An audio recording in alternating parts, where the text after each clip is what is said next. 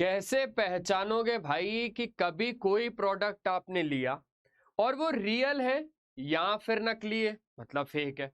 तो उसको पहचानने के लिए हम लोगों को रियल नंबर्स पढ़ना पड़ता है। अरे नहीं नहीं नहीं नहीं नहीं यार, ये थोड़ा गलत बता दिया किशोर सर ने। तो फिर रियल नंबर्स को कहाँ पढ़ना पड़ता है? तो हेलो एवरीवन, क्या हाल चाल। मैं हूं किशोर तेजवानी, आप लोगों का मैथमेटिक्स मेंटोर, और हमेशा की तरह आज भी स्वागत करता हूं आपका वेदांतु सीबीएसई क्लास 10th वाले चैनल पे, जहां पर आपको मिल जाता है भैया क्वालिटी वाइज और फ्री एजुकेशन। अगर YouTube पे आया तो फ्री मिलेगा ना। तो आज के इस लेक्चर में हम लोग बढ़िया तरीके से, मस्त तरीके से क्या करने वाले हैं, class 10th mathematics chapter number 1 real numbers को अच्छे से करने वाले हैं। यहां पर मैं आपको इंट्रोडक्शन, सारी की सारे एग्जाम्पल, सारे के सारे एक्सरसाइजेस के क्वेश्चंस विद कंसेप्ट बहुत ही ज्यादा बढ़िया तरीके से सिखाने वाला हूं और बताने वाला हूं।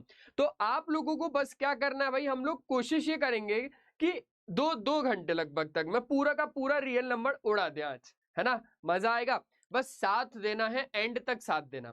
तो चलो यार शुरू करते हैं हम लोग रियल नंबर्स को, क्योंकि बातें बहुत हो गई। एक्चुअल में रियल नंबर्स होते हैं क्या है, आओ मैं आपको बताता हूं। देखो, जब मैं बचपन में ऐसे चैप्टर्स को पढ़ता था ना, तो मुझे सही बताऊं, मुझे नहीं आता था। क्यों नहीं आता था? क्योंकि मुझे उस तरीके से नहीं समझाया जा रहा था। लेकिन अगर आपके सामने किशोर सर खड़े हुए ना, भरोसा करना कि भाई बहुत बढ़िया तरीके से किशोर सर आपको समझाएंगे चीजों को। देखो, रियल नंबर्स यहां पर समझते हैं हम लोग कि यार ये रियल नंबर्स ना होते क्या है। सबसे पहले तो ये जो चैप्टर है इसके बारे में समझना होगा। तो रियल नंबर्स ना बेसिकली रैशनल नंबर और इरैशनल नंबर का कॉम्बिनेशन है। अभी तक मैंने आपको क्या बताया? अभी तक मैंने आपको बताया भाई कि ये रैशनल नंबर और इरैशनल नंबर का क्या है, कॉम्बिनेशन है। अब आपको भी पता है, मुझे भी पता है कि ये रैशनल नंबर क्या होते हैं। सर वैसे नंबर जो p बाई क्यू के फॉर्मेट में लिखे जा सकते हैं, लेकिन जहां पर q is not equals to 0 होना चाहिए, है ना। और एक इरैशनल नंबर क्या, जैसे स्क्वायर रूट ऑफ n, जहां पर n क्या है, कोई भी एक परफेक्ट स्क्वायर नंबर नहीं होना चाहिए। देखो, आप लोग सोचोगे यार ये कौन टीचर आ गया भाई, उलझा रहा है उलझा रहा है उलझा रहा है, सीधा सीधा कंसेप्ट की बात कर रहा है। मैंने बोला नहीं नहीं, आराम आराम से करते हैं। रियल नंबर कॉम्बिनेशन किसका है बेटा? रैशनल और इरैशनल का। ठीक है, अब थोड़ा सा ना आगे बढ़ते हैं चीजों को, और मस्त तरीके से एक छोटी सी बात करते हैं। अगर रैशनल नंबर का क्लासिफिकेशन कभी आप लोगों से पूछ लिया जाए, तो बता देना भाई कि वो होते हैं नेचुरल नंबर, है ना। रैशनल नंबर में ही आप लोगों के पास क्या आ जाता है, होल नंबर भी आ जाता है। और रैशनल नंबर में आपके पास क्या आ जाता है भैया, इंटीजर्स भी आ जाते हैं। क्या इतनी बात अच्छे तरीके से आ गई? सर बहुत अच्छे से आ गई। अब इरैशनल नंबर की भी बात कर लेंगे, टेंशन मत लो। तो आ जाओ ना, यहां से शुरू करते हैं सारी चीजों को। क्या लिखा हुआ है रियल नंबर्स की डेफिनेशन में, इंट्रोडक्शन में, कि real numbers are number that include both rational और तो और आपका इरैशनल नंबर। ठीक है, ये बात अच्छे से हो गई। सर नंबर्स का कहां यूज है, पहले तो आप ये बताओ। देखो, बिल्कुल स्टार्टिंग से स्टार्ट करते हैं। नंबर्स को हम लोग कहां कहां पर यूज करते हैं भाई? चीजों को गिनने के लिए। भाई एक ही एग्जांपल काफी है मेरे हिसाब से, एक ही एग्जांपल काफी है। बोले सर एक ही एग्जांपल काफी है? मेजरमेंट के लिए, अरे भाई सूट सिलने दिया था भाई, मैंने अपने लिए सिलने दिया, उसने खली का बना दिया, तो वो मेजरमेंट उसका गलत था यार, उसने मेजरमेंट के बारे में पढ़ा ही नहीं। तो वहां पर उसको मेजरमेंट पढ़ने के लिए पहले नंबर्स पढ़ना होता। तो काउंट करने के लिए, मेजरमेंट करने के लिए, लेवल करने के लिए हम लोग रियल नंबर्स का इस्तेमाल करते हैं, और कहें तो नंबर्स का इस्तेमाल करते हैं। ठीक है, अगर बेटा बात करी जाए इवन नंबर्स की, तो इवन नंबर बहुत ज्यादा अच्छे से जानते हो, ये एक ऐसे नंबर होते हैं जिनको हम दो इक्वल पार्ट्स में तोड़ सकते हैं। चलो आओ आगे बढ़ते हैं। ऑड नंबर्स क्या होते हैं? ऑड नंबर्स ऐसे होते हैं जो दो इक्वल पार्ट्स में नहीं टूट सकते, जस्ट लाइक 1, 3, 5, ये दो इक्वल पार्ट्स में नहीं टूट सकते, है ना। 2.5 2.5 तोड़ दो, अरे खुद सोचो, पापा ने 5 रुपए दिए बेटा, 5 रुपए दिए, कैसे तोड़ोगे? कैसे तोड़ोगे? आधे आधे तोड़ो ना, तोड़ो तोड़ो तोड़ो। क्या हुआ सर, 2.5 रुपए ले लूंगा आज के टाइम पे? आज के टाइम पे पॉसिबल नहीं है, पॉसिबल नहीं है ना। अब आप लोग बहुत ज्यादा अच्छे तरीके से एक क्वेश्चन पे रिसर्च करना, और रिसर्च ये रहेगी यार कि 0 आपके पास एक इवन नंबर है या फिर एक ऑड नंबर है। इसके पीछे रिसर्च आप लोगों को करनी है, और आप बहुत बढ़िया तरीके से इसके पीछे रिसर्च कर लोगे। ये क्वेश्चन आप लोगों के लिए ध्यान रखना, आज तक कोई भी इसका पता नहीं लगा पाया, आप लोगों को पता लगाना है, ठीक है। अरे भाई पता लगा चुके हैं, ऐसा भी नहीं है कि पता ही नहीं लगाया। चलो नेचुरल नंबर की बात कर लेते हैं।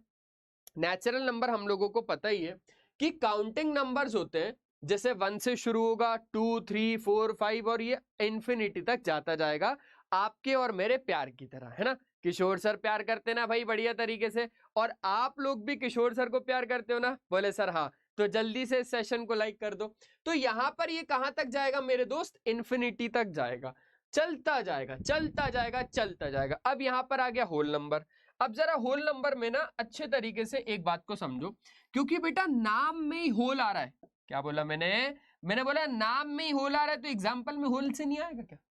देखो ना होल आ रहा है ना, तो 0 along with all natural numbers are together called whole numbers। Example की अगर हम लोग बात समझे तो, एग्जाम्पल से समझे तो भाई देखो 0, 1, 2, 3, 4, 5, 6 और ऐसे करते करते ये क्या होगा, चलता जाएगा। समझ में आई बात? समझ में आई बात? बोले सर बहुत अच्छे तरीके से। अब इंटीजर्स को समझते हैं। एक इंटीजर एक होल नंबर हो सकता है ना। एक ऐसा होल नंबर होता है जो पॉजिटिव भी हो सकता है, नेगेटिव भी हो सकता है, या तो फिर जीरो भी हो सकता है। मैं तो बोलता हूं भाई इंटीजर्स को सबसे सही अगर समझना है ना, तो आप लोगों ने बचपन में नंबर लाइन तो खूब बनाई होगी। बोले सर आज भी बनाते, आज भी बनाते। मैंने बोला अच्छा सही में? बोले हाँ सर आज ही बनाते नंबर लाइन। तो ये यहाँ पर सर बीच में रखते हैं 0, ये हो जाता है सर 1, ये हो जाता है सर 2, ये हो जाता है सर 3, ये हो जाता है 4, ये हो जाता है 5 और ऐसे करते करते ये हो जाता है -1, -2, -3, -4 और ऐसे करते करते ये यहाँ पर आ जाएगा। तो ये सारे के सारे नंबर जो आपको इधर लाइन पे दिख रहे हैं ना, इसी को आप क्या बोल देते हो, इसी को आप इंटीजर्स बोल देते हो। समझ में आई बात अच्छे तरीके से? बोले सर हाँ। तो यहाँ पर कुछ एग्जांपल्स लिखे हुए हैं इंटीजर्स के, जैसे कि क्या क्या लिखा हुआ है, 5 लिखा हुआ है, 1 लिखा हुआ है, -5 कर देते हैं, ठीक है, 8 हो गया, 97 हो गया। तो ये सारे इंटीजर्स हैं, सिंपल सी बात है, 0 भी एक इंटीजर ही है। चलो अब ना आप लोगों के मन में बहुत बार सवाल आता होगा कि सर प्राइम नंबर और कंपोजिट नंबर ही नहीं पता, तो 1 का कैसे पता करें कि वो प्राइम है या कंपोजिट है? तो 1 एक प्राइम नंबर है या फिर एक कंपोजिट नंबर है, उसके लिए किशोर सर आपको पहले प्राइम नंबर और कंपोजिट नंबर अभी पढ़ा देंगे कि ये होते क्या है दोनों के दोनों, है ना। अगर बेटा बात की जाए प्राइम नंबर की, तो समझना बहुत ज्यादा आसान सा चैप्टर है और बहुत ज्यादा चुटकियों में हम लोग इसको कंप्लीट कर लेंगे। आ जाओ। The natural number greater than 1 which are divisible by 1 and the number itself are called prime numbers. Prime numbers have two factors, that is 1 and the number itself. अब बात को गहराई से समझो। बोले सर यहाँ पर ना जो आपने डेफिनेशन लिख के आओ ना सर, अगली बार मत लिख के आना। मैंने बोला क्यों सर, समझ में ही नहीं आती। अरे तो इसलिए तो मैं खुद आता हूं उसको समझाने।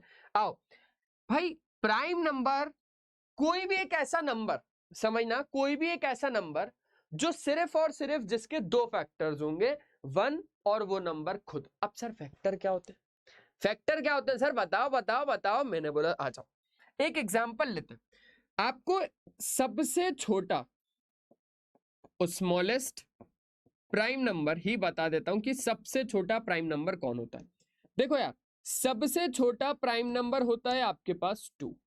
अब फैक्टर का क्या मतलब है कि वो किसके किसके टेबल में आ रहा है, किसके किसके टेबल में आ रहा है। जैसे अगर हम लोग बात करें 2, तो वो 1 के टेबल में आता है और वही 2 खुद के टेबल में आता है। तो यहां पर ये जो 2 है ना, ये एक प्राइम नंबर है। क्यों?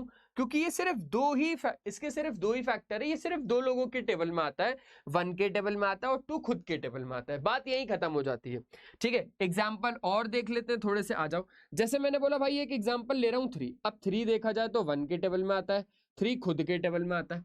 अब 1 के टेबल में आता है, 3 खुद के टेबल में आता है, इसके अलावा किसी और के में नहीं आता। इसका ये मतलब हो गया कि ये एक प्राइम नंबर है। प्राइम नंबर होने के लिए 1 के टेबल में आना चाहिए और वो नंबर खुद के टेबल में आना चाहिए, बस इतनी कंडीशन है प्राइम नंबर की। एक और एग्जांपल ले लूं क्या छोटा सा? बोले सर ले लो, बिल्कुल बहुत मजा आ रहा है। मैंने बोला 4 को लेते हैं, आ जाओ। अगर बात की जाए तो ये 1 के टेबल में आता है, ये 4 खुद के टेबल में आता है, और तो और भाई साहब ये 2 के टेबल में भी तो आता है। अरे 2 2 जा 4, 1 4 जा 4 और 4 1 जा 4। तो 1 एंड द नंबर इटसेल्फ के अलावा भी ये किसी और नंबर में आया, इसका क्या मतलब हुआ? इसका ये मतलब हुआ कि ये जो 4 एक नंबर है ना, ये प्राइम नंबर तो नहीं है। हाँ, होगा कोई ये दूसरा, होगा कोई ये दूसरे शहर का गुंडा, लेकिन ये प्राइम नंबर का तो नहीं है। ठीक है, ये बात अच्छे तरीके से आप लोगों को समझ में आ गई होगी। बहुत बढ़िया। चलो एग्जाम्पल के तौर पे 2, 3, 5, 7, 11, ये यहां पर सारे के सारे ऐसे नंबर लिखे हुए हैं जो सिर्फ और सिर्फ खुद के टेबल में आते हैं और 1 के टेबल में आते हैं। ठीक है, 1 is not a prime number as it has only 1 factor. 1 एक प्राइम नंबर तो नहीं है। क्यों? क्योंकि भाई वो 1 जो है ना, इसके सिर्फ और सिर्फ देखा जाए तो एक ही फैक्टर है, वो है 1। इसका कोई दूसरा फैक्टर ही नहीं है, इसका कोई दूसरा फैक्टर ही नहीं है। तो हम लोगों को प्राइम नंबर की कंडीशन पता चल गई कि 1 एंड द नंबर इटसेल्फ में ही होना चाहिए वो। आ जाओ अब बात कर लेते हैं मेरे दोस्त कंपोजिट नंबर की। ये कंपोजिट नंबर क्या होता है? तो the natural number which are divisible by 1 itself और कोई भी दूसरा नंबर, और उन नंबर को हम लोग क्या बोल देते हैं? कंपोजिट नंबर बोल देते हैं। चीज क्लियर हुई? समझ में आई बात? समझ में आई बात? चलो आप एक छोटा सा, वही बता रहा हूं फिर से, एक छोटा सा स्मॉलेस्ट कंपोजिट नंबर। कौन होता है स्मॉलेस्ट कंपोजिट नंबर? पता है आपको? बोले सर बिल्कुल पता है, 4। सबसे छोटा कंपोजिट नंबर होता है 4। क्यों? क्योंकि बेटा ये 1 के टेबल में आता है, ये 4 खुद के टेबल में आता है, और इसके अलावा भी ये 2 के टेबल में आता है। तो 1 एंड द नंबर इटसेल्फ के अलावा भी अगर इसका कोई और फैक्टर है, इसका मतलब ये जो 4 है ये सबसे छोटा कंपोजिट नंबर है।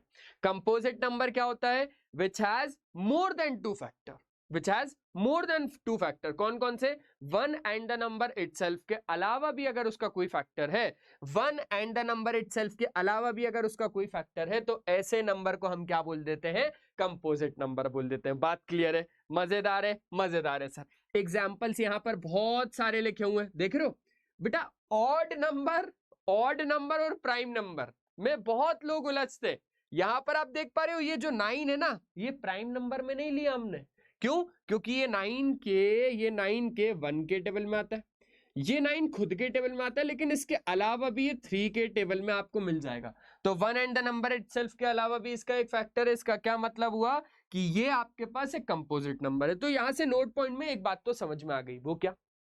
कि जो 1 है ना, वो ना तो प्राइम नंबर है ना ही कंपोजिट नंबर है। कैसे पता भाई? क्योंकि सिंपल सी बात है, प्राइम नंबर के लिए 2 फैक्टर होना जरूरी है, 1 and the number itself. Composite number होने के लिए मोर देन 2 फैक्टर होना जरूरी है। अगर उसके पास एक ही फैक्टर है तो वो मोर देन 2 कहां से ही लेके आएगा? इसका तो ये मतलब हो गया ना कि 1 ना तो प्राइम है ना ही कंपोजिट है। क्लियर हो गई बात? अच्छे से, बढ़िया तरीके से। चलो चलो चलो चलो भाई, अब एक सवाल मन में बहुत आता है, बहुत ज्यादा आता है, कि सर ये जो पाए है ये एक रैशनल है या फिर एक इरैशनल है? ये जो एक रैशनल है या फिर एक इरैशनल है? ठीक है सर, आ जाओ आ जाओ आ जाओ आ जाओ। आज जानते हैं, आज जानते हैं। बोले सर गाना हो जाए। मैंने बोला गाना अभी? बोले हाँ सर। तो आओ सुनाऊं पाई की एक कहानी। ठीक है, 2 वैल्यूज थी, 22/7 और 3.14। आ जाओ आ जाओ आ जाओ जल्दी से। आओ सुनाऊं पाई की एक कहानी। एक था 22/7 और एक था 3.14 इसकी वैल्यूज, है ना? हाँ सर, हाँ सर, बिल्कुल सर। बड़ा बेसुरा गाते हो सर, लेकिन ठीक है, आप पढ़ाते अच्छा हो इसलिए आपको लाइक कर दिया सर। मैंने बोला भाई एक बात समझो, अब जो भी आपके माइंड में भी गाने, डीजे ये सब बज रहा है ना, अब नहीं बजेंगे। पता है क्यों? क्योंकि आप शॉक होने वाले हो। बोलो सर कैसे? Electric shock. मैंने बोला नहीं भाई, लो लो भाई लो, पाई की वैल्यू कभी 22/7 होती नहीं है। भाई ये चैनल पे मुझे शुरुआत में भरोसा नहीं था भाई। वेदांतु भाई मतलब कैसे टीचर लेके आते हैं, कुछ पता वता है नहीं कि पाई की वैल्यू 22/7 नहीं बोल रहे हैं एकदम। भाई ये सच है, ये सच है। पाई की वैल्यू कभी 22/7 होती नहीं है, ये बहुत बड़ा मिसकंसेप्शन है। पाई की वैल्यू 22/7 हम क्वेश्चंस को इजी बनाने के लिए लेते हैं। समझ में आई? पाई की जो एग्जैक्ट वैल्यू है वो है 3.141592 और ये आगे तक चलती जाती है। तो उस हिसाब से पाई एक इरैशनल नंबर है। सबसे पहले तो किशोर सर आपको रैशनल और इरैशनल दोनों बताएंगे, टेंशन नहीं लेने का। Okay okay sir. Rational number समझो, एक ऐसा नंबर जिसको हम लोग लिख सकते हैं p बाई क्यू के फॉर्मेट में, जहां पर p और q आपके इंटीजर्स होते हैं और q is not equals to 0 होता है। एग्जांपल आप लोगों को पता ही होगा, जैसे सर 1/2 -3/8 है ना। 7 भी एक रैशनल नंबर है। क्यों? क्योंकि ये p बाई क्यू के फॉर्मेट में जिसका कोई नहीं उसका भगवान होता है, लेकिन मैथ्स में जिसका कोई नहीं उसका 1 होता है। सिंपल है, सिंपल है सर। और भी ढेरों सारे एग्जांपल यहाँ पर आपको मिल जाएंगे रैशनल नंबर में। अगर बेटा मैं इरैशनल नंबर की बात करूं तो यहाँ पर बहुत ही ज्यादा प्रॉपर तरीके से आप लोगों को समझना पड़ेगा। रियल नंबर विच कैन, देखो देखो देखो, स्कूल वाले भी यही बताते हैं जो मैं बताऊंगा अभी। रियल नंबर्स में रैशनल और इरैशनल पढ़ा था। रैशनल नंबर वो होते हैं जिसको पी बाई क्यू के फॉर्मेट में लिख सकते हैं, यहाँ पर नहीं लिख सकते। इरैशनल नंबर में real number which cannot be expressed in the form of p by q और जिसका डेसिमल एक्सपेंशन नॉन टर्मिनेटिंग में नॉन रिपीटिंग होता है। लेकिन सर एक बात समझाओ, एक छोटी सी बात समझाओ सर, क्या आप भी स्कूल वालों की तरह पढ़ाओगे? मैंने बोला भाई स्कूल वालों की तरह से क्या कंपैरिजन, टीचर टीचर होता है। लेकिन हाँ, हो सकता है स्कूल में ऐसा पढ़ा दिया जाए, लेकिन किशोर सर ऐसा नहीं पढ़ाएंगे। किशोर सर ऐसा नहीं पढ़ेंगे। किशोर सर पढ़ेंगे बेटा देख, इरैशनल नंबर जरूरी नहीं है कि पी बाई क्यू के फॉर्मेट में नहीं होगा तो वो इरैशनल नंबर है। समझ रहे? Square root of n, square root of n जहां पर एन एक not a perfect square number होगा, जहां पर एन एक not a perfect square number होगा, और जहां पर एन एक प्राइम नंबर होगा। एक नंबर सर जी, एक नंबर। अब मजा आया ना सर पढ़ने में, अब मजा आया। एन एक not a perfect square number या तो फिर एक प्राइम नंबर। तो अगर स्क्वायर रूट में होगा ना एक ऐसा नंबर जो प्राइम है या फिर not a perfect square number है, तो आप उसको आंख बंद करके क्या बोल देना? इरैशनल नंबर बोल देना। कहानी वहीं खत्म। लेकिन सर कहानी तो शुरू तब होगी ना जब परफेक्ट स्क्वायर नंबर पता होगा। मैंने बोला पता है, पता है, पता है आपको। 1 का स्क्वायर क्या होता है बेटा? 1। तो स्क्वायर रूट ऑफ 1 कितना होता है? 1। 2 का स्क्वायर कितना होता है? 4। स्क्वायर रूट ऑफ 4 कितना होता है? 2। 3 का स्क्वायर कितना होता है? 3 का स्क्वायर कितना होता है मेरे दोस्त? बोले सर 9। अच्छा, रूट ऑफ 9 कितना होता है? बोले सर 3। अब एक बात समझो, आप यहां पर फोकस करना, सिर्फ और सिर्फ यहां पर फोकस करना। भाई इसके और इसके बीच में आपको कितने नंबर मिल रहे हैं? रूट ऑफ 1 के बाद रूट ऑफ 2 मिल रहा है, रूट ऑफ 3 मिल रहा है, ठीक है। रूट और 4 और रूट ऑफ 9 की बात है ना, रूट ऑफ 4 और रूट ऑफ 9 के बीच में कितने नंबर मिल रहे हैं? रूट 5 मिल रहे हैं, रूट 6 मिल रहा है भाई को, रूट 7 मिल रहा है, रूट 8 मिल रहा है। समझे? ये सारे के सारे नंबर जो आप यहां पर देख रहे हो ना, ये सारे के सारे नंबर जो आप देख रहे हो ना, यही तो इरैशनल नंबर है, यही इरैशनल नंबर है। और कहूं तो not a perfect square number है, ठीक है, not a perfect square number. ये परफेक्ट स्क्वायर नंबर नहीं है। अरे समझे कि नहीं समझे? समझ गए सर। ये सारे परफेक्ट स्क्वायर नंबर आते जाएंगे, लेकिन जो इनके बीच में आएंगे ये not a perfect square number है। मतलब मैंने बोला not a perfect square number चाहिए, इसका क्या मतलब हुआ? इसका मतलब हुआ कि यही तो इरैशनल है, क्योंकि इरैशनल को डिफाइन किया रूट ऑफ एन से। तो ये सारे के सारे नंबर इरैशनल नंबर है। समझ में आई बात? क्लियरिटी से बोले सर एक नंबर तरीके से। तो रूट ऑफ प्राइम्स जैसे रूट 2, रूट 3, रूट 5 एक्सेट्रा, ये सारे क्या हैं? इरैशनल नंबर हैं। आ जाओ अब बात समझते हैं हम लोग को प्राइम नंबर की, कि ये को प्राइम नंबर क्या होता है। एक ऐसे पेयर ऑफ नंबर्स को हम लोग को प्राइम नंबर बोलते हैं when they have their highest common factor as 1। अच्छा भाई, आप लोग ना दुनिया का कोई भी एक रैशनल नंबर सोचो, मैं आपको आज जादू दिखाऊंगा। बोले सर आप मैथमेटिशियन हो, जादूगर कहां से बन गए? बेटा हर मैथमेटिशियन जादूगर होता है, क्योंकि वो नंबर से आपको खेलना भी सिखाएगा और जादू भी सिखाएगा। आ जाओ अब मैं सिखाता हूं। मैंने बोला भाई दुनिया का कोई भी रैशनल नंबर सोच लेना, दुनिया का कोई भी रैशनल नंबर सोच लेना। मैंने सोचा यहां पर 4/12, ये एक रैशनल नंबर है। सबसे पहली बात, आपको आपने जो भी रैशनल नंबर सोचा है उसको सिंपलेस्ट फॉर्म में कन्वर्ट कर दो, अगर वो होता है तो। जैसे यहां पर हो रहा है 4 1 जा 4, 4 3 जा 12, 1/3। अब यहां पर आपको दो नंबर मिलेगा, एक मिलेगा न्यूमरेटर और एक मिलेगा डिनोमिनेटर, ठीक है। आप जब हाईएस्ट कॉमन फैक्टर निकालोगे ना, न्यूमरेटर और डिनोमिनेटर का आपको जीवन भर हमेशा हमेशा आपको 1 ही मिलेगा। यही जादू था, अब अपना लेना दोस्तों के साथ और करते रहना। इसका क्या मतलब था सर? मैंने बोला भाई कोप्राइम की ताकत है, ये कोप्राइम की ताकत है। पेयर ऑफ नंबर्स होने चाहिए, पेयर ऑफ नंबर। अरे जूता लेगा तो जोड़ी में ही लेगा ना, वही वाला केस है कि भाई नंबर लेंगे तो 2 ही लेंगे ना। Are said to be coprime when they have their highest common factor 1। अगर कोई भी 2 नंबर का हाईएस्ट कॉमन फैक्टर 1 आ रहा है, इसका मतलब वो नंबर कोप्राइम नंबर है। सीधी सीधी बात। जैसे 4 और 9, अगर आप लोग हाईएस्ट कॉमन फैक्टर इन दोनों का निकालोगे ना, तो वो आपको 1 ही देगा। 5 और 7 हो गया, 17 19 हो गया, 18 23 हो गया। बहुत सारे ऐसे तरीके आपके पास है इधर। क्लियर हो गई बात अच्छे तरीके से? भाई अगर अच्छे से क्लियर हो तो ही लाइक करना, वरना भी लाइक मत करना, क्योंकि मैं मजबूर कर दूंगा आपको लाइक करने पे, ठीक है? ये तो मेरे अंदर ताकत है। अब बात कर लेते हैं ट्विन प्राइम नंबर की, कि ये ट्विन प्राइम नंबर क्या होते हैं। देखो ट्विन्स को तो जानते होगे ना, अरे सर भयंकर तरीके से। तो twin prime are a pair of prime number that have a difference of 2 between them. इसका क्या मतलब हुआ वो समझो।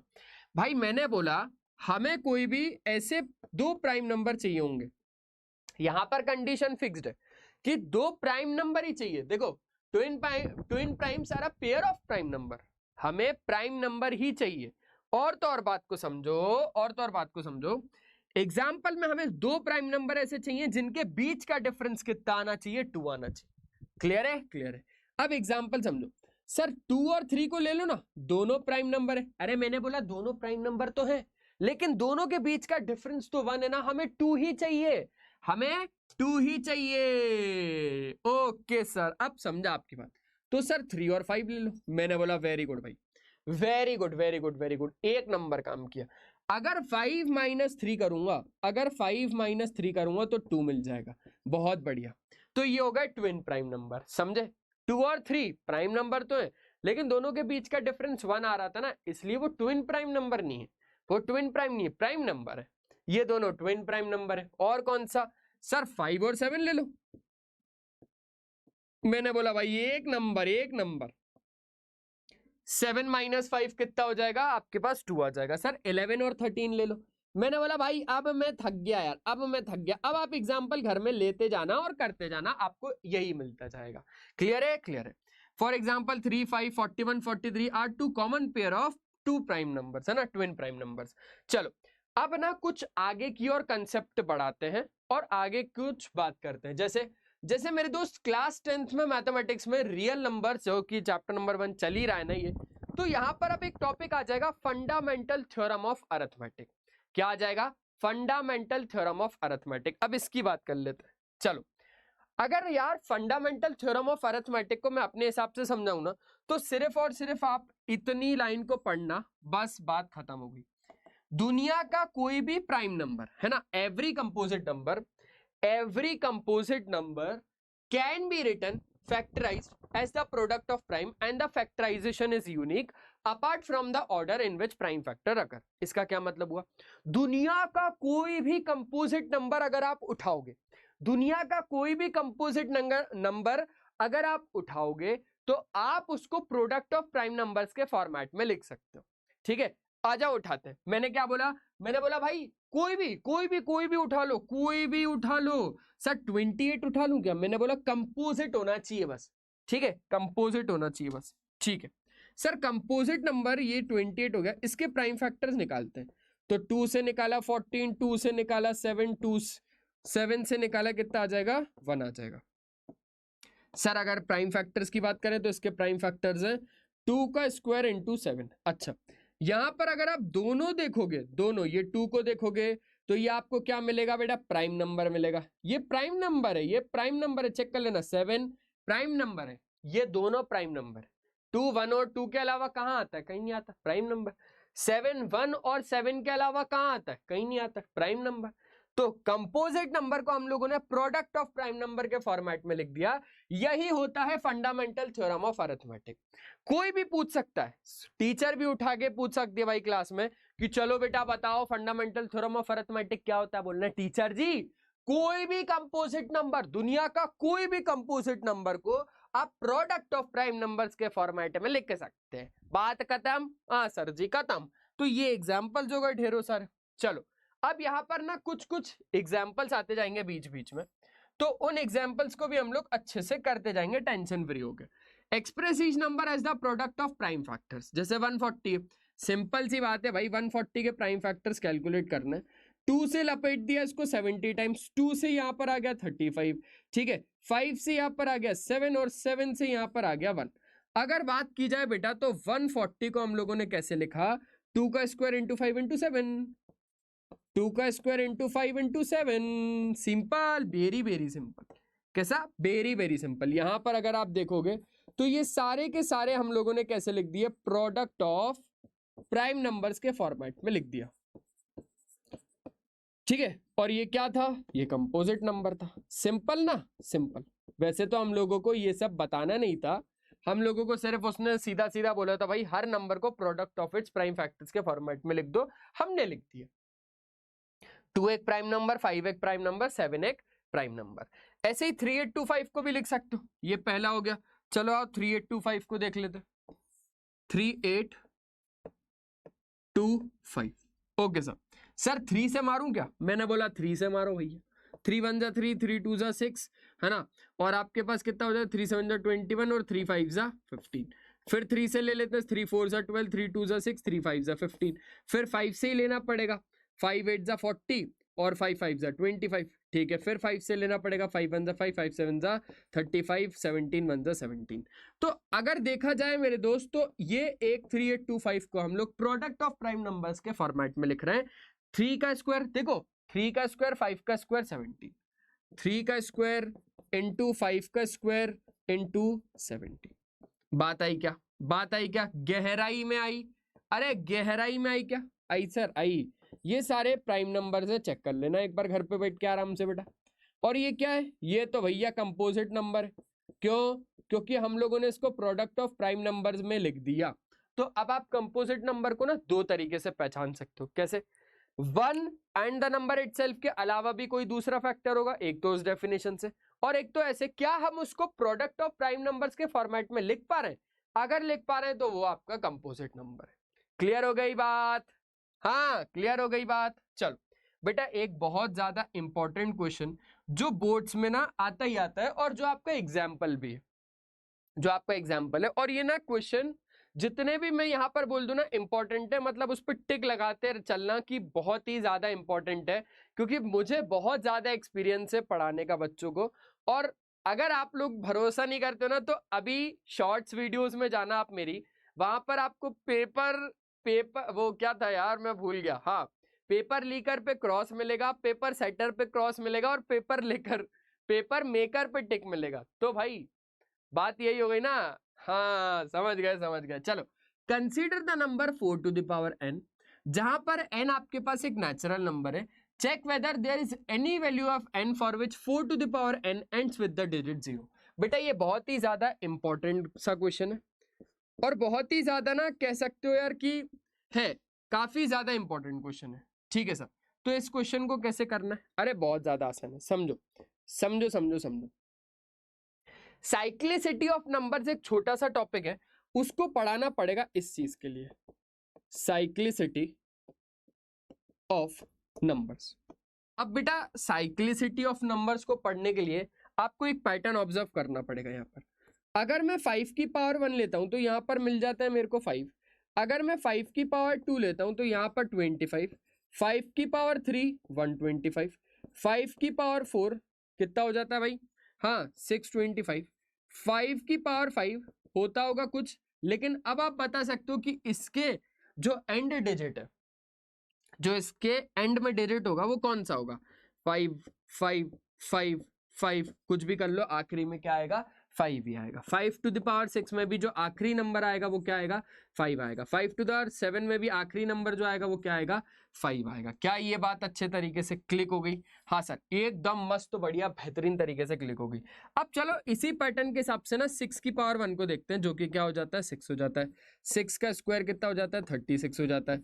6 का क्यूब कितना हो जाता है बेटा, जल्दी बताओ, 6 6 36 और 6 का क्यूब हो जाता है 216, ठीक है। ऐसे ही 6 to the power 4 something something कुछ होता होगा, लेकिन अब आप पैटर्न को ऑब्जर्व करने लगे हो, पीछे क्या आएगा, पीछे कुछ भी कर लो 6 आएगा, ठीक है, 6 की पावर 5 में भी पीछे क्या आएगा, 6 आएगा, 6 की पावर 6 में भी पीछे क्या आएगा, 6 आएगा। तो यहां पर अगर हम लोग देखें तो क्या ये नंबर है ना, यहां पर 5 टू द पावर n का पैटर्न लिया, यहां पर क्या किया, 5 टू द पावर n का पैटर्न लिया, यहां पर 6 टू द पावर n का पैटर्न लिया। लेकिन बेटा अगर देखा जाए n की जगह तो हम नेचुरल नंबर को रखते गए, लेकिन पीछे हमें कभी भी 0 नहीं मिला। सेम इसमें हम लोग n की जगह नंबर तो रखते गए, लेकिन पीछे यहां पर भी कहीं पर हमको 0 नहीं मिला। तो अब 0 कब मिलेगा, हाँ 0 कब मिलेगा, यार ये बहुत ही ज्यादा कॉम्प्लिकेट हो रहा है सर, 0 कब मिलेगा ये मैं कैसे बताऊं, मैंने बोला बता सकते हो ना, बता सकते हो भाई। अगर कोई भी नंबर 0 से खत्म हो रहा होगा, समझना, अगर कोई भी नंबर 0 से खत्म हो रहा होगा, पहले ही एक एग्जांपल है, पहले ही एक एग्जांपल है 10, ये नंबर 0 से खत्म होता है, तो इस चीज के लिए ना 10 की पावर 1 होगी यार, कहीं ना कहीं 10 की पावर 1 ही तो 10 होता है। तो यहां पर हम लोग एक ना 10 टू द पावर n का पैटर्न ऑब्जर्व करते हैं। 10 की पावर 1 में आ रहा है पीछे कितना 10, ठीक है, 10 का स्क्वायर कितना होता है बेटा 100 होता है, 10 का क्यूब कितना होता है बेटा 1000 होता है, 10 टू द पावर 4 कितना होता है बेटा 10,000 हो जाता है सर जी, है ना, 10,000 हो जाता है। तो यहां पर एक चीज को आप लोगों ने ऑब्जर्व किया, वो ये किया कि यहां पर आपको पीछे क्या मिलता जा रहा है बेटा, 0 मिलता जा रहा है। तो अब यहां पर आप क्या समझ रहे हो, इस बात से क्या समझ रहे हो, कोई भी नंबर अगर 0 से एंड हो रहा होगा तो उसके पास प्राइम फैक्टर्स 2 और 5 जरूर होंगे। समझो, कोई भी नंबर अगर 0 से एंड हो रहा है, कोई भी नंबर अगर 0 से एंड हो रहा है तो उसके प्राइम फैक्टर्स 2 और 5 तो होंगे ही होंगे। अरे इसमें भी थे 10 में, अगर 10 के आप लोग प्राइम फैक्टर्स निकालोगे ना तो 2 5 जा और 5 1 जा।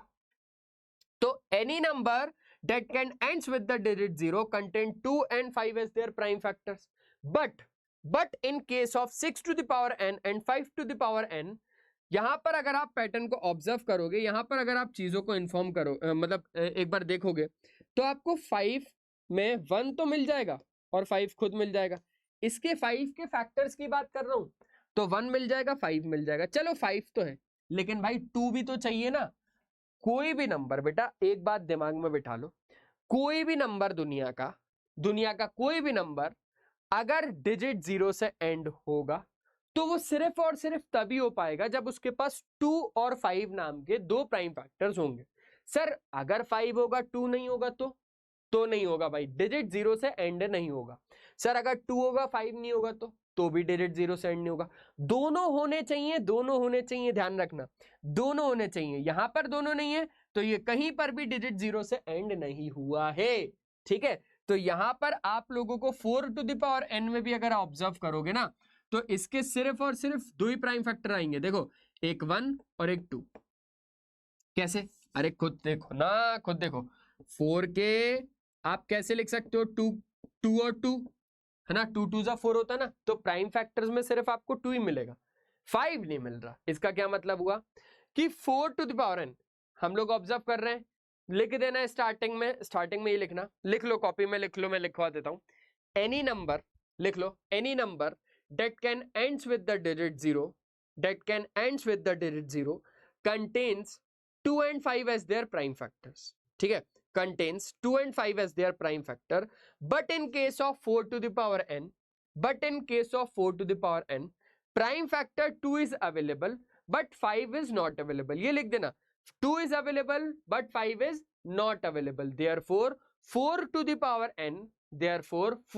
power n cannot ends with the digit 0, वो digit 0 से कभी एंड नहीं होगा, ठीक है। ऑब्जर्व करना है पैटर्न तो आ जाओ, 4 टू द पावर n का ऑब्जर्व करते हैं, 4 पे पावर 1 4 का स्क्वायर हो जाएगा 16, 4 4 जा 16, 16 4 जा 64 और 4 टू द पावर 4 कितना हो जाता है भाई 16 256। अच्छा भाई अब तो पैटर्न आप लोग खुद ही ऑब्जर्व कर रहे हो ना, 4 आ रहा है 6 आ रहा है, 4 आ रहा है 6 आ रहा है, 4 आएगा 6 आएगा, 4 आएगा 6 आएगा, समझे, पैटर्न ऑब्जर्व हुआ। 0 कभी नहीं आएगा, क्यों, क्योंकि भाई 4 में ही प्राइम फैक्टर्स नहीं है ना 2 और 5 नाम के, समझ गए। चलो बस ऐसे ही करना रहता है और कोई रॉकेट साइंस नहीं है बेटा, इस पूरे मैथमेटिक्स में कोई रॉकेट साइंस नहीं है, कोई क्वेश्चंस में कोई रॉकेट साइंस नहीं है। कैसे होगा रॉकेट साइंस बेटा, मैथ्स चल रहा है यहाँ पर, ठीक है। चलो अब अगर हम लोग बात करेंगे तो यहां पर हम लोग क्या क्या ले सकते हैं वो समझो। आ जाओ आ जाओ आ जाओ। देखो सिंपल सी बात है, तो फंडामेंटल थ्योरम ऑफ अरिथमेटिक हम सभी लोग जानते हैं, उसी का अंदर का क्वेश्चन। अब एलसीएम और एचसीएफ है, तो हमें एलसीएम और एचसीएफ निकालना है बाय प्राइम फैक्टराइजेशन मेथड से। ठीक है, 6 के अगर बेटा प्राइम फैक्टर्स निकाले और 20 के प्राइम फैक्टर्स निकाले तो यहां पर आपको मिल जाएगा 2 3 जा 6 और 3 1 जा 3। ठीक है, 2 10 जा 20 और 2 5 जा 10 और 5 1 जा कितना हो जाएगा 5 हो जाएगा। अगर हम लोग 6 के प्राइम फैक्टर्स की बात करते हैं तो ये हो जाएगा 2 इंटू 3। अगर 20 की बात करें तो वो हो जाएगा 2 का स्क्वायर इंटू 5। अच्छा, अब एक बात को अच्छे तरीके से सुनना, यहां पर 2 है, यहां पर 2 है, यहां पर 3 है, यहां पर 3 है, नहीं है। तो ऐसी बात तो नहीं है कि मैं ला नहीं सकता, लाने को तो मैं बहुत कुछ ला सकता हूं। तो 3 टू द पावर 0 कितना होता है 1 होता है, सिंपल। 5 यहां पर है पर यहां पर नहीं है तो 5 की पावर 0 ला दिए, सिंपल है सिंपल है। अब आ जाओ, आप लोगों को अगर एलसीएम और एचसीएफ निकालना है ना, किशोर सर बस एक छोटी सी चीज आप लोगों को बताएंगे बेटा, एक छोटी सी चीज और जीवन सुधर जाएगा एलसीएम और एचसीएफ के लिए। ठीक है, एलसीएम में बेटा एल का मतलब क्या होता है लोएस्ट, पर हमको क्या सोचना है इसका उल्टा सोचना है, इसका उल्टा सोचना है, मतलब हम लोगों को हाईएस्ट सोचना है। अच्छा, अब एलसीएम में एल का मतलब लोएस्ट पर हमें हाईएस्ट सोचना है। सर हाईएस्ट और लोएस्ट क्या सोचना है, मैंने बोला पावर, पावर 2 की पावर, ठीक है ना, 2 का स्क्वायर हो गया, 3 की पावर, हाईएस्ट कहां पर है, हाईएस्ट हाईएस्ट कहां पर है 3, यहां पर या यहां पर, बोले यहां पर। 5 की पावर हाईएस्ट कहां पर है, यहां पर कि यहां पर, सर यहां पर। तो 2 का स्क्वायर इंटू 3 इंटू 5 क्या हो गया, 2 का square into 3 into 5, simple simple. चलो 2 का स्क्वायर 4 4 12 12 5 जा 60, ये निकल गया एलसीएम, सीधा सीधा निकल गया निकल गया। अब निकालते हैं बेटा एचसीएफ। अब एचसीएफ में भी उल्टा खेलना है, एच का मतलब हाईएस्ट पर सोचना क्या है लोएस्ट। अरे इजी पीजी लेमन स्क्वीजी ना, इजी पीजी लेमन स्क्वीजी। ठीक है, अब सर लोएस्ट क्या देखना है, तो मैंने बोला 2 और 3 की पावर, 2 की पावर लोएस्ट कहां पर है, सर यहां पर दिख रही है, 3 की पावर लोएस्ट यहां पर है, 5 की पावर लोएस्ट यहां पर है, तो 2 ही आ रहा है देखा जाए तो, एचसीएफ 2 आएगा क्योंकि 5 की पावर 0 1, 3 की पावर 0 भी 1, सिंपल है, आसान था आसान था। अब ना एक छोटी सी चीज की पहले हम लोग यहां पर बात कर लेते हैं। ठीक है, पहले हम लोग छोटी सी चीज की यहां पर बात कर लेते हैं। अब आपको एक छोटा सा मैं संबंध बताने जा रहा हूं, क्या बताने जा रहा हूं, संबंध बताने जा रहा हूं, रिलेशनशिप बताने जा रहा हूं बिटवीन एचसीएफ और एलसीएम का। ठीक है, एचसीएफ और एलसीएम के बीच का। आप लोगों को लिखना पड़ेगा, थोड़ा सा लिख लो कॉपी खोल के, सुनना ध्यान से। अगर ए और बी, इफ a and b are two, if a and b are two positive integers, ठीक है, if a and b are two positive integers, then LCM जब आप निकालोगे, सुनना, LCM जब आप निकालोगे a और b का, और जब आप HCF निकालोगे a और b का, और दोनों का जब आप प्रोडक्ट कर दोगे तो वो a क्रॉस b के बराबर आ जाएगा। क्या बोला मैंने बेटा, LCM into HCF is equals to product of two number. ये वही दो नंबर है, ये वही दो लोग हैं जिसका आप एचसीएफ और एलसीएम कैलकुलेट कर रहे थे। तो सीधा सीधा एक चीज ध्यान रखना। अब इससे फायदा क्या होगा, इससे बहुत ज्यादा बड़ा फायदा हो जाएगा आपको। बोले सर करोड़ों का, मैंने बोला नहीं भाई, मार्क्सों का, है ना, मार्क्सों का फायदा हो जाएगा, मार्क्स बहुत सारे मिल जाएंगे। 2 नंबर का, अगर आप लोगों को 2 नंबर गिवन है, सुनना सुनना, 2 नंबर गिवन है, 2 नंबर, और बोल दिया भाई चलो एचसीएफ भी गिवन है, तो अब एलसीएम निकालो। तो अब आप क्या करोगे, अब आप सर उन दोनों का एलसीएम निकाल लोगे। भाई नहीं, सीधा फॉर्मूला यूज करो, दोनों नंबर देके रखें, प्रोडक्ट करो, एचसीएफ से डिवाइड करो, एलसीएम आ जाएगा। आसान आसान, नहीं तो फिर ये वाला समझो, नहीं तो फिर ये वाला समझो। आ जाओ ये वाला क्वेश्चन समझते हैं। फाइंड द एचसीएफ ऑफ 96 और 404 बाय प्राइम फैक्टराइजेशन मेथड, और एलसीएम भी निकालो। अब जरा अच्छे तरीके से आंखें खोल के इस्तेमाल करना, आंखें खोल के इस्तेमाल करना भाई। 96 को अगर हम लोग देखें तो 96 के प्राइम फैक्टर्स क्या हो जाएंगे भाई, 2 4 जा 8 और 2 8 जा 16, 2 से ही हो जाएगा 24, 2 से ही हो जाएगा 12 और 2 से ही हो जाएगा 6, 2 से ही हो जाएगा 3 और 3 से ही हो जाएगा बेटा कितना 1। ओके, अगर 404 की बात की जाए तो 404 को देखोगे तो 2 से चले जाएगा 202, 2 से चले जाएगा 101 और डायरेक्टली 101 से जाएगा कितना हो जाएगा ये हो जाएगा डायरेक्टली 1। ठीक है, अगर बेटा 96 की मैं बात करूं तो 96 के प्राइम फैक्टर्स क्या क्या हो गए देखो, two two two two two तारा की कमी हो गई ना, तो तारा में 3 आ गया, मतलब कितना 2 to the power 5 into 3। देखो ना 1 2 3 4 5 5 2 to the power 5 into 3। और 404 में अगर देखा जाए तो 2 to 101 है ना, 404 में अगर देखा जाए तो 2 का स्क्वायर इंटू 101। चलो बहुत शानदार भाई, बहुत बढ़िया बेटा। अब बात को अच्छे तरीके से समझना, हम लोगों को HCF निकालना था और H का मतलब होता है हाईएस्ट, पर हमको क्या सोचना है, हाँ जी लोएस्ट। तो HCF अगर देखा जाए 96 और 404 का, तो H का मतलब हाईएस्ट पर सोचना है लोएस्ट, लोएस्ट क्या बेटा पावर। ठीक है, 2 इधर भी 3 इधर नहीं है तो ये लगा दिया और 101 इधर नहीं है तो यहां लगा दिया, पावर 00 मतलब 1 ही है बोलो। लोएस्ट पावर 2 की एक तो यहां पर है, 3 की लोएस्ट पावर यहां पर और 101 की लोएस्ट पावर यहां पर, मतलब अल्टीमेटली HCF कितना आया 4 आया। सर एक काम करो ना, एलसीएम भी निकाल लो। मैंने बोला इधर से तो मैं नहीं निकालूंगा, मैं इधर से नहीं निकालूंगा एलसीएम, मैं ऐसे नहीं निकाल रहा एलसीएम। अब मैं रिलेशन लगा रहा हूं, कौन सा बेटा, अरे यही जो रिलेशन पीछे पढ़ाया कि LCM into HCF is equals to product of 2 number होता है ना। आ जाओ, मैंने क्या बोला, मैंने बोला LCM into HCF is equals to product of 2 numbers होता है ना, ए इंटू बी। तो यहां पर ए इंटू बी क्या है, ए और बी क्या है बेटा, ए और बी 2 नंबर थे ना, ए और बी 2 नंबर थे ना, 96 और 404, ये आ गया 96 और 404। ठीक है, HCF तो देके रखा है 4, रख दो ना, तो LCM कितना आ जाएगा, LCM into 4 is equals to 96 into 404। चलो चलो चलो चलो चलो चलो चलो चलो चलो 4 से देखोगे तो ये हो जाएगा 101। ठीक है, तो LCM अल्टीमेटली कितना आ जाएगा बेटा, 9696 आ जाएगा, है ना, 96 वन 96, हाँ 9696 आ जाएगा। क्लियर हो गई इतनी बात, जल्दी बताओ जल्दी बताओ, क्या इतनी बात आप लोगों को क्लियर हो गई? हाँ क्लियर हो गई एकदम मस्त बढ़िया तरीके से बोले सर हाँ। बेटा HCF और LCM निकालना है इन तीनों नंबर का प्राइम फैक्टराइजेशन मेथड से, निकाल लोगे? सर निकाल लेंगे।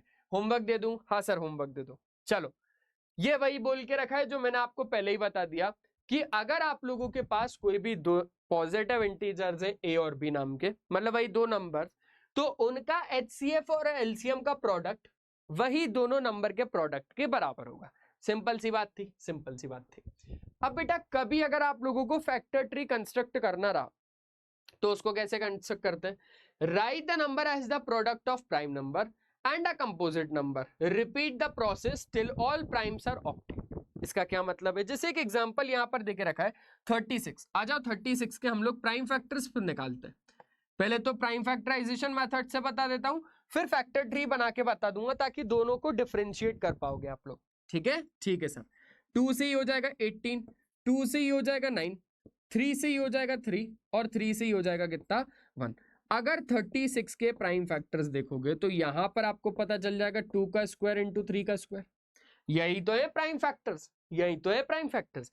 अब फैक्टर ट्री से देखते हैं एक बार, आ जाओ आ जाओ आ जाओ। अब फैक्टर ट्री से अगर 36 के प्राइम फैक्टर्स को निकाला जाए तो यहां पर आ जाएगा 2, यहां पर आ जाएगा 18, यहां पर आ जाएगा 2, यहां पर आ जाएगा 9, क्योंकि 2 से तोड़ा तब 2 से तोड़ा तब 18 आया ना, 18 लिख दिया। फिर 18 को 2 से तोड़ा फिर 9 आया ना, 9 आया। फिर 9 को 3 से तोड़ेंगे ना, क्योंकि 3 3 जा 9। फिर 3 को कैसे तोड़ा, 3 से तोड़ा, तो 3 को 3 से तोड़ा तो 1 आ गया। अच्छा, यहां पर प्राइम फैक्टर्स कौन कौन है पता है, ये सारे, ये सारे। तो यहां पर HCF, HCF, LCM, तो यहां पर क्या प्राइम फैक्टराइजेशन, प्राइम फैक्टराइजेशन 36 का 2 का स्क्वायर इंटू 3 का स्क्वायर होगा। ये बात अच्छे तरीके से क्लियर हो गई क्या? जल्दी बताओ दोस्त, जल्दी बताओ। आसान है ये बात, बढ़िया है, मस्त है। ठीक है ठीक है। क्वेश्चंस फ्रॉम अदर सोर्सेस से क्या है कि the missing number in the following factor tree is, वाह, तो फैक्टर ट्री मिसिंग है। अरे मैं बनाऊंगा ना, टेंशन क्यों ले रहे हो, टेंशन क्यों ले रहे हो, आ जाओ आ जाओ आ जाओ आ जाओ, मैं बनाता हूँ, ठीक है। ओके सर, ओके आप बनाओ, चलो भाई। मिसिंग है ना, तो मिसिंग वाले में ही बनाता हूँ, मिसिंग वाले लगभग लगभग मैं ही बनाता हूँ।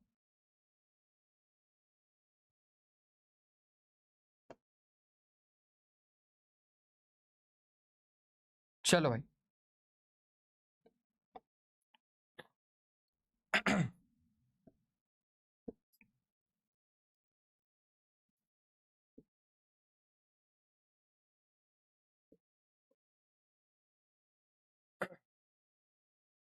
हम्म, एक काम करते हैं,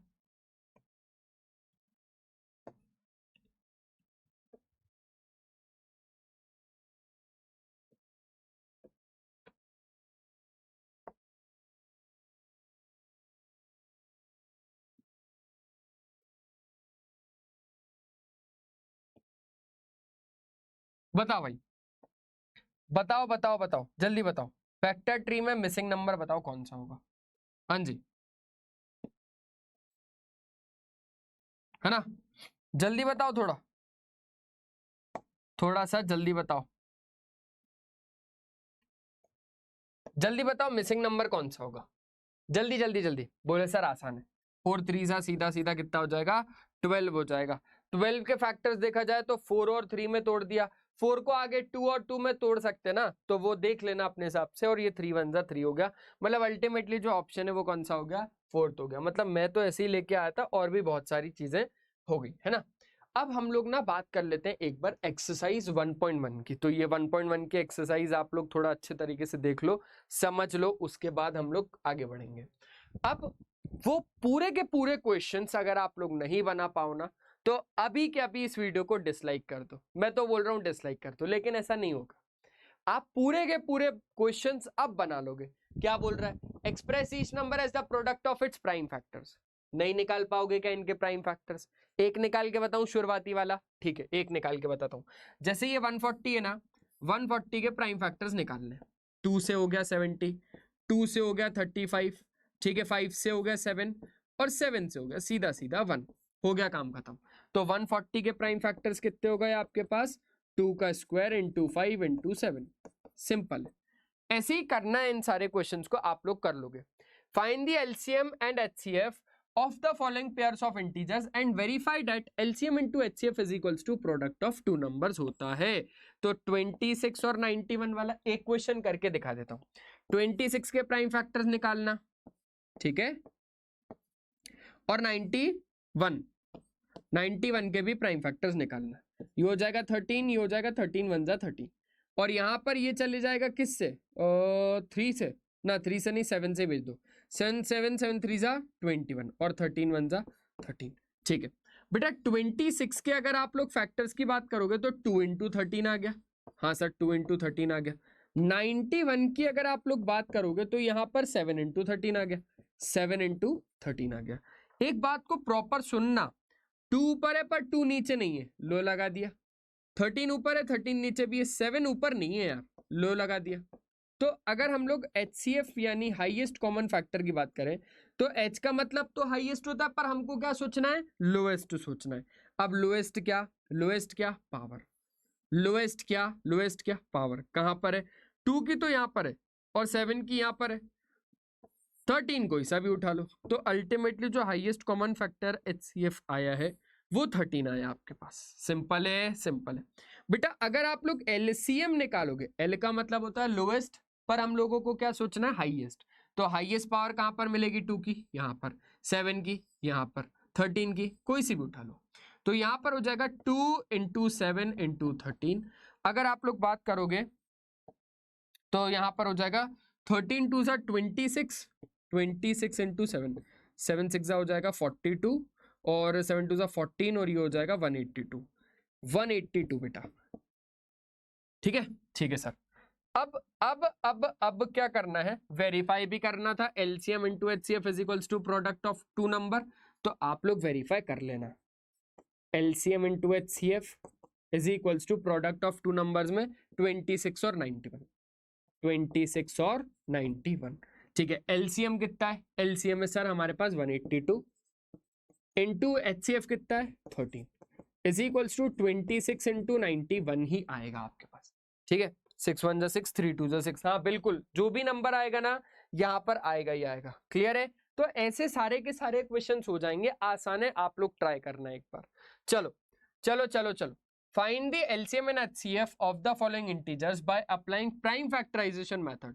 तो प्राइम फैक्टराइजेशन मेथड भी हम लोगों ने देख लिया और वो आप लोग अच्छे से कर लोगे, कर लेंगे सर। गिवन आपको देके रखा है एचसीएफ, इन दोनों नंबर का 9 है, आपको एलसीएम निकालना है। आसान है, वही वही वही, बिल्कुल सही बिल्कुल सही। क्या करना sir? HCF into LCM is equals to product of two number, और वो जो दो नंबर है वो यही है 306 और 657।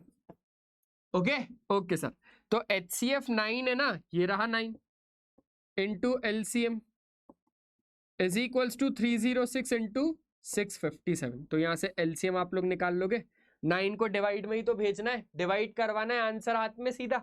ठीक है सर, ठीक है, हो जाएगा। Check whether 6 to the power n ends with the digit 0 for any natural number। अभी 4 टू द पावर n का साइक्लिसिटी ऑफ नंबर से समझाया, उसी साइक्लिसिटी ऑफ नंबर में हम लोगों ने 6 टू द पावर n का एक एग्जांपल लिया था और वो स्टेटमेंट भी मैंने बोल के बताया था, तो वो भी आप लोगों को आ गया ना? पक्का पक्का सर पक्का। तो इसको होमवर्क दे दूं क्या? हाँ सर, होमवर्क दे दीजिए। चलो चलो चलो चलो, एक्सप्लेन व्हाई दिस नंबर और this number are composite number. देखो बहुत आसान सी बात है, ये दोनों कंपोजिट नंबर क्यों है ये पूछ रहा है। तो सबसे पहले तो कंपोजिट नंबर की खासियत समझो कि हम इसको प्रोडक्ट ऑफ प्राइम नंबर के फॉर्मेट में लिख सकते हैं, है ना? सिंपल है ना? सिंपल है सर, सिंपल है। तो अब मैंने यहां पर ना एक काम ये किया, वो ये काम किया कि ये जो आपके पास एक पूरा नंबर है ना, इसमें देखते कि ये कंपोजिट नंबर होता है कि नहीं होता, और ये भी आपके पास एक पूरा नंबर है और इसको भी चेक करते कि ये कंपोजिट नंबर होता है कि नहीं होता। आ जाओ भाई, ये इसको ना मैंने इधर उठा लिया एक बार, मान के चलो। अच्छा चलो एक काम करता हूं, मैं इसको ना पूरा अच्छे से सॉल्व करके बताता हूं। 13 मैंने कॉमन लिया, ले लिया, अंदर कितना आ जाएगा? अंदर आ जाएगा 77 प्लस 1, 13 कॉमन, 77 प्लस 1, 13 इंटू 78। ठीक है, ठीक है सर। अब यहां पर ना हम लोगों ने एक चीज और करी, चलो 78 को मैं आपको 13 से मल्टीप्लाई करके बता ही देता हूं। आप जब इस पूरे को सॉल्व करोगे ना तो आपको एक पर्टिकुलर नंबर तो मिलेगा ही मिलेगा।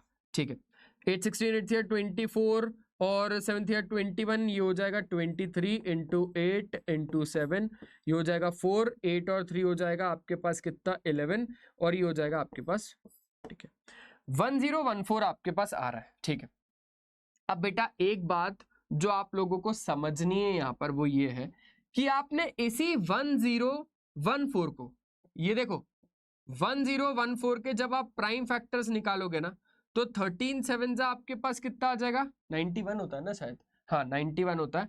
91 के बाद 10 अगर आप ट्रांसफर करोगे उधर तो 10 हो जाएगा, है ना, 104 हो जाएगा। तो आपके पास ये 8 8 16 8 24, हाँ बिल्कुल 104 8 टाइम्स में चले जाएगा। फिर यहां से आप लोग और प्राइम फैक्टर जैसे कैलकुलेट कर सकते हो। Ultimately what I mean to say is, बेटा मैं कहना क्या चाह रहा हूं वो समझ लो एक बार। मैं ये कहना चाह रहा हूं कि जब मैंने इस पूरे नंबर को सॉल्व किया ना, इस पूरे नंबर को जब सॉल्व किया ना तो आया 1014, और इस 1014 के फैक्टर्स अगर 1 एंड द नंबर इटसेल्फ के अलावा कोई भी निकल गया तो ये नंबर ऑटोमेटिकली कंपोजिट नंबर हो जाएगा। तो 1 एंड द नंबर इटसेल्फ के अलावा भी इसका फैक्टर कौन कौन है बताओ? अरे देखो ना देखो, इसको हुआ है क्या? 13 भी तो एक फैक्टर है, 13 भी तो एक फैक्टर है, ऐसे 78 के बहुत सारे फैक्टर्स आएंगे। तो अल्टीमेटली ये नंबर को जब हमने सॉल्व किया तो एक नंबर बना, वो number 1 and the number itself के अलावा अगर किसी और में आ गया तो वो नंबर कंपोजिट नंबर हो गया। एज वी कैन राइट, चलो इसको कैसे लिखोगे? इसको कैसे लिखोगे? इसको ऐसे लिखना, एज वी कैन राइट है ना, these two numbers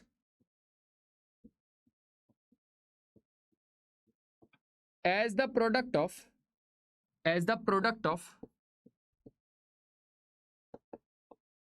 prime number ना, हम लोगों ने इस नंबर को प्रोडक्ट ऑफ प्राइम नंबर्स के फॉर्मेट में लिख दिया ना, तो ये कंपोजिट नंबर हो गया। अरे 78 को भी और लिख सकते हो आप, 78 को भी और लिख सकते हो। देखो 2 से देखोगे 2 3 जा हो जाएगा 6, 2 9 जा हो जाएगा 18, 3 से देखोगे 13 और 13 से देखोगे 1। तो इसको हम लोगों ने कैसे लिखा, 13 इंटू 2 इंटू 2 इंटू 3 इंटू 13, तो 13 का स्क्वायर। तो प्रोडक्ट ऑफ प्राइम नंबर के फॉर्मेट में इस नंबर को लिख दिया मैंने, प्रोडक्ट ऑफ प्राइम नंबर्स के फॉर्मेट में इस नंबर को लिख दिया। तो as we can write these two number as the product of prime number, therefore given two numbers are composite number. ये भी ऐसे ही प्रूव होगा, ये भी ऐसे ही प्रूव होगा। अब इसमें से आपको क्या कॉमन निकालना है, 5 कॉमन निकालना। 5 निकाला कॉमन, सबको कर देना मल्टीप्लाई, और सबको मल्टीप्लाई करने के बाद एक नंबर मिलेगा, उसको आप प्रोडक्ट ऑफ प्राइम नंबर्स के फॉर्मेट में लिख सकते हो। आसान सा क्वेश्चन है, बस स्टेटमेंट लास्ट में जरूर लिख देना। ठीक है, ठीक है सर। अब एक क्वेश्चन है आपके पास, ये क्वेश्चन कैसा है, आ जाओ जरा समझते। देखो, there is a circular path around a sports field. Sonia takes 18 minutes to drive one round of the field, while Ravi takes 12 minutes for the same. Suppose they both start at the same point and at the same time and going in the same direction. After how many minutes will they meet again at the starting point? आपको खुद एक चीज समझनी है, खुद एक चीज समझनी है बेटा। एक सर्कुलर पाथ है, हाँ सर एक सर्कुलर पाथ है। ये रही सोनिया, ये रही कहीं ना कहीं सोनिया, और एक और कौन था, रवि रवि रवि रवि ठीक है, ये रहा रवि। सोनिया इस पूरे को कितने में कंप्लीट करती है, एक पूरा राउंड को कितने में कंप्लीट करती है बेटा, सोनिया लेती है 18 मिनट, ठीक है, एक राउंड मारने में। और रवि कितना लेता है, 12 मिनट। रवि कितना लेता है, 12 मिनट लेता है। सिंपल है, सिंपल है। अब आप लोगों को ना एक छोटी सी बात को ध्यान रखना है, ये 18 मिनट्स और ये 12 मिनट। तो अब यहां पर बोल रहा है कि मान के चलो कि उन लोगों ने सेम पॉइंट से सेम टाइम पे सेम डायरेक्शन की ओर भागना शुरू किया, मतलब अपना राउंड लगाना शुरू किया। After how many minutes, after how many minutes will they meet again at the starting point. अब वो लोग स्टार्टिंग पॉइंट पे कब मिलेंगे, अब वो लोग स्टार्टिंग पॉइंट पे कब मिलेंगे। ओके सर, अब ना एक बात आप लोगों को बताता हूं, ऐसे वर्ड प्रॉब्लम पेपर में जरूर आते हैं, और यही जरूरी नहीं है कि यही वाला है, लेकिन और भी आ सकते हैं। बेटा अगर आपको गिवन से जो भी गिवन नंबर है ना, जैसे 18 और 12, अगर इससे आंसर आपको छोटा चाहिए ना, तो आप HCF निकाल देना, क्योंकि HCF ही आपको छोटा आंसर लाके देगा।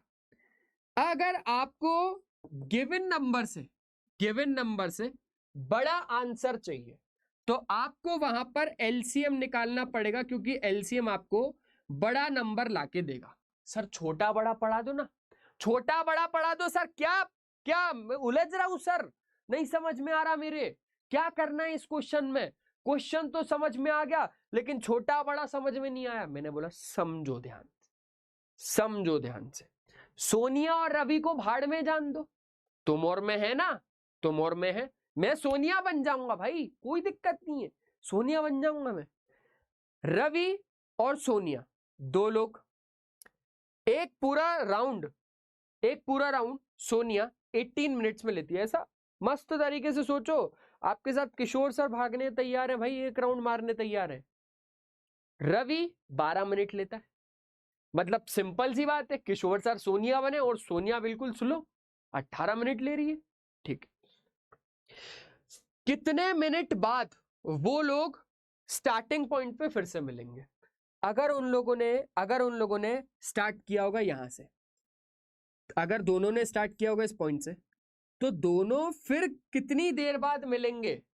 अब आप खुद सोच के देखो, क्या दोनों 18 और 12 से कम देर में मिल जाएंगे। मतलब चलो हटाओ, मैं HCF निकालता हूं और LCM भी निकालता हूं। मैं HCF, कंफ्यूजन यही होता है HCF निकालूं कि LCM निकालूं। तो 18 और 12 का हम लोगों ने क्या निकाल दिया, हाईएस्ट कॉमन फैक्टर निकाल दिया। लो भाई 2 9 जा, 3 3 जा और 3 1 जा, 2 6 जा, 2 3 जा, 3 1 जा। अच्छा अगर कॉमन फैक्टर्स देखा जाए तो 2 है और 3 है, 3 2 जा कितना हो जाएगा 6, मतलब HCF आ रहा है 6 मिनट। तो 6 मिनट बाद क्या वो लोग मिल पाएंगे? बेटा सोनिया ही पूरे राउंड को अगर 18 मिनट में कंप्लीट कर रही है तो सोनिया को स्टार्ट जहां से किया है वहां पर फिर से आना है, स्टार्टिंग पॉइंट पे फिर से मिलना है। भाई 6 मिनट में कैसे मिल पाएगी वो? अगर दोनों भाग रहे हैं तो सोनिया ही 18 मिनट में कंप्लीट कर रही है, रवि 12 मिनट में कंप्लीट कर रहा है, तो दोनों एक साथ स्टार्टिंग पॉइंट से अगर शुरू कर रहे हैं, दोनों आगे पीछे होंगे, दोनों आगे पीछे होंगे, लेकिन एक स्टार्टिंग पॉइंट पर दोनों फिर से कब मिलेंगे? 6 मिनट बाद। तो फिर से पॉसिबल नहीं है भाई, बिल्कुल पॉसिबल नहीं है, क्योंकि एक 18 लग रहा है और दूसरे वाले को 12 लग रहा है, बिल्कुल पॉसिबल नहीं है। तो फिर यहां पर क्या निकालेंगे? हमें पता चल गया कि 18 और 12 से ज्यादा ही टाइम लगेगा ना दोनों को, तो हम लोग उस केस में क्या करेंगे? बड़ा आंसर चाहिए, बड़े आंसर के लिए एलसीएम निकालना, दोनों का एलसीएम निकाल लो। 18 और 12 का एलसीएम अगर आप निकालोगे तो 2 9 जा 18, 2 6 जा 12, ठीक है, 2 ये हो जाएगा 3, 3 से देखोगे 3 3 जा 9 और 3 1 जा 3, 3 से देखोगे तो ये हो जाएगा 1 1। तो अगर एलसीएम निकाला तो एलसीएम कितना आया? 2 2 जा 4 और 3 3 जा 9, 9 4 जा 36। इसका मतलब दोनों 36 मिनट बाद स्टार्टिंग पॉइंट पे मिल जाएंगे, है ना? After how many minutes will they meet again at the starting point? तो they will meet again at the starting point कितने बजे? कितने बजे? 36 मिनट बाद, ठीक है। After 36 minute, after 36 minute they will meet at the starting point. खत्म सी बात। आसान क्वेश्चन था? हाँ सर आसान क्वेश्चन था। अब बेटा जो इंपॉर्टेंट टॉपिक है ना वो आ गया आप लोगों के पास, रिविजिटिंग इरैशनल नंबर। थोड़ा सा ना आप लोग अच्छे तरीके से पुराना रिवाइज कर लो, फिर नया शुरू करना है भाई, फिर नया शुरू करना है जल्दी, ठीक है। तो चलो अब ना हम लोग बढ़िया तरीके से देख लेते हैं ये जो टॉपिक है, टॉपिक नंबर 2, जिसका नाम है रिविजिटिंग इरैशनल नंबर। ये भी रियल नंबर का सेकंड टॉपिक है। तो आओ भाई इसमें अब क्या है सर ऐसा, तो यहां पर थोड़ा बहुत रिवीजन और कर लेते हैं। जैसे आप लोगों को पता ही है को प्राइम नंबर मैंने आपको बता ही दिया, तो आप एक बार पढ़ लेना। को प्राइम नंबर पता होना चाहिए, और एक थ्योरम है, वो थ्योरम क्या है कि भाई मान के चलो पी आपके पास कोई भी एक प्राइम नंबर है और p अगर डिवाइड कर रहा है ए स्क्वायर को, तो इसका ये मतलब हुआ कि वो जो p है ना वो a को भी डिवाइड करेगा, जहां पर a कोई भी एक पॉजिटिव इंटीजर है। सिंपल सी बात है। अब यहां पर जैसे हम एक एग्जांपल के तौर पे बात करते हैं, है ना, एक एग्जांपल के तौर पे बात करते हैं। मैंने बोला कि p एक प्राइम नंबर है ना, ठीक है, p एक प्राइम नंबर है, तो p यहां पर हम लोगों ने ले लिया, जैसे मान के चलो 2 एक प्राइम नंबर है, हम सब जानते हैं। और वहीं a क्या बोल रहे हैं हम? ए बोल रहे हैं कोई भी एक ऐसा पॉजिटिव इंटीजर ना, ए कोई भी एक पॉजिटिव इंटीजर है। तो लेट से ए को हम लोगों ने यहां पर ले लिया 4। अब आप बहुत अच्छे से जानते हो अगर ए 4 है तो ए स्क्वायर क्या होगा? ए स्क्वायर हो जाएगा 4 का स्क्वायर मतलब 16, ठीक है। अब बहुत अच्छी सी बात है भाई, पी अगर ए स्क्वायर को डिवाइड कर रहा होगा, P अगर ए स्क्वायर को डिवाइड कर रहा होगा, इसका क्या मतलब हुआ? इसका मतलब ये हुआ कि P a को भी डिवाइड कर रहा होगा, ऐसा इस थ्योरम का कहना है। हम साबित करके देखते हैं। क्या 2 4 को डिवाइड करता है? क्या 2 16 को डिवाइड करता है? देखो, क्या 2 16 को डिवाइड करता है? हाँ करता है, बिल्कुल करता है 8 टाइम्स। तो उसी हिसाब से इसका कहना है कि ये जो 2 है ना, ये ए स्क्वायर को अगर डिवाइड कर रहा है तो 2 a को भी डिवाइड करेगा, 2 a को भी डिवाइड करेगा, मतलब 2 4 को भी डिवाइड करेगा। सिंपल सी बात है, जो कि कर रहा है। आया समझ में? यही है थ्योरम। तो इस थ्योरम को अच्छे तरीके से आप लोगों को अपने जहन में उतारना है। थोड़ी और चीजें इंपॉर्टेंट जो यहां पर हैं इस पूरे चैप्टर में, वो ये है, नोट पॉइंट समझना। द सम और डिफरेंस ऑफ अ रैशनल और एक इरैशनल नंबर हमेशा इरैशनल ही होता है। जैसे एग्जांपल समझो मेरे दोस्त, सीधा सीधा सम करवाना है एक रैशनल का, है ना, और एक इरैशनल का, तो आपको हमेशा क्या मिलेगा?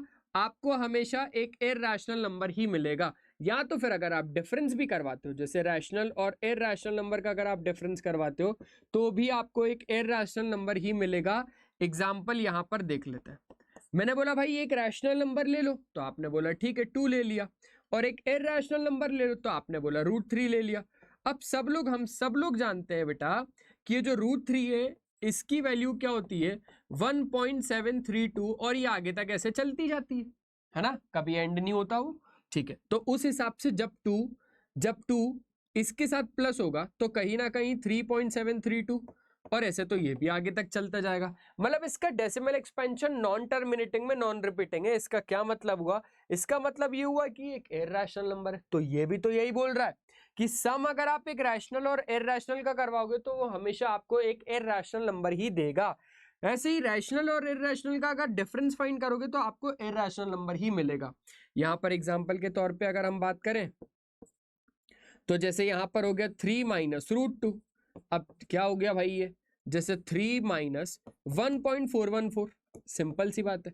अब माइनस जब आप करवाओगे ना तो आपको यहाँ पर कहीं ना कहीं कुछ ऐसा नंबर मिलेगा जो आगे तक चलता जाएगा, जिसका कोई एंड नहीं होगा।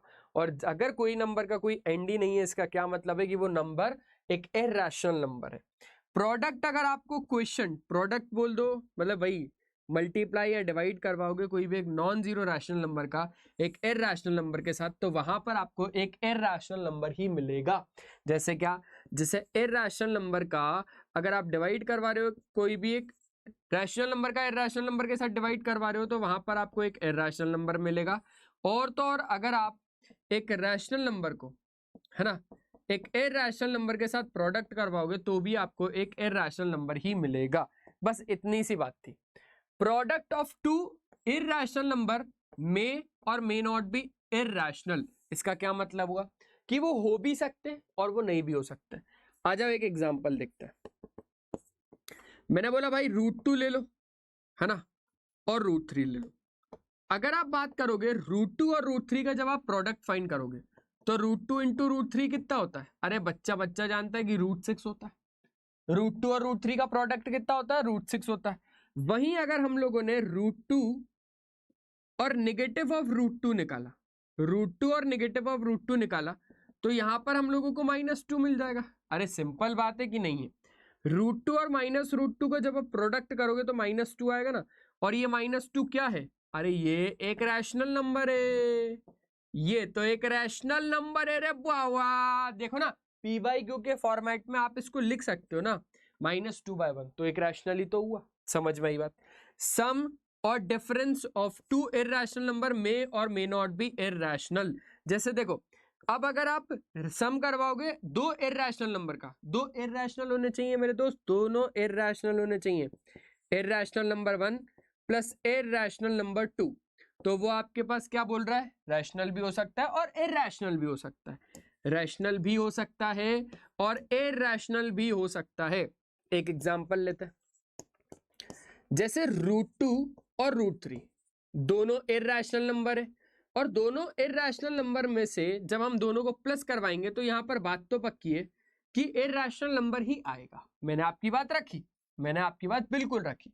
लेकिन अब ना थोड़ा सा एग्जाम्पल में चेंज करते हैं। एक इरैशनल नंबर मैंने लिख दिया 2 + √3, ये एक इरैशनल नंबर है कि नहीं है? है सर। और एक इरैशनल नंबर मैंने ले लिया 2 - √3, ठीक है, और इन दोनों का मैं क्या करवा रहा हूं? इन दोनों का मैं सम करवा रहा हूं। अब बात को अच्छे से समझना, एक इरैशनल नंबर 2 + √3, एक दूसरा इरैशनल नंबर 2 - √3, दोनों का क्या करवा रहे हैं? हम सम करवा रहे हैं। अगर दोनों को मैंने जोड़ा, दोनों को मैंने प्लस करवाया यहां पर, तो यहां पर आपको कितना मिलेगा? 2 + √3 + 2 - √3, √3 से √3 कट जाएगा, आपके पास कितना आ जाएगा? 4। 4 क्या है? 4 तो एक रैशनल नंबर है। समझे? समझ गए सर। तो रैशनल भी हो सकता है और इरैशनल भी हो सकता है, बस यही बताना था जो कि मैंने आपको बता दिया। ऐसे ही आप प्रोडक्ट के साथ कर सकते हो। बेटा बहुत ज्यादा इंपॉर्टेंट और जान आ चुकी है इस चैप्टर की, इस चैप्टर की जान आ चुकी है, वो है ये कि प्रूफ करो √3 आपके पास एक इरैशनल नंबर है। अब बात को अच्छे तरीके से समझना, बहुत ज्यादा अच्छे तरीके से समझना, इंपॉर्टेंट है, तो थोड़ा आराम से। अगर हम लोगों को √3 को इरैशनल प्रूफ करना है तो अब हम इसको करते हैं कॉन्ट्राडिक्शन मेथड से। कॉन्ट्राडिक्शन मेथड क्या होता है वो आपको मैं बता देता हूं। मान के चलो कि आपके रूम में एक चूहा मिला आपको, ठीक है, आपके रूम में एक चूहा मिला। अब उस चूहे को हाथ में पकड़ लो, पकड़ लिया गया। बोले सर डर लग रहा है बहुत ज्यादा। मैंने बोला बोर्ड से तो कम ही लग रहा होगा। बोले हाँ सर बोर्ड से तो कम ही लग रहा है। तो पकड़ लो भाई। अब इस चूहे को आपको प्रूफ करना है कि ये बिल्ली है। क्या बोला मैंने? ये जो चूहा है ना, इसको आपको प्रूफ करना है कि ये बिल्ली है। सर कैसी बातें कर रहे हो, मतलब कॉफी ही पीती ना या चाय ही पीती ना सर? मैंने बोला हाँ भाई, हाँ। तो सर कैसी बातें कर रहे हो? मैंने बोला नहीं भाई बिल्कुल यही है।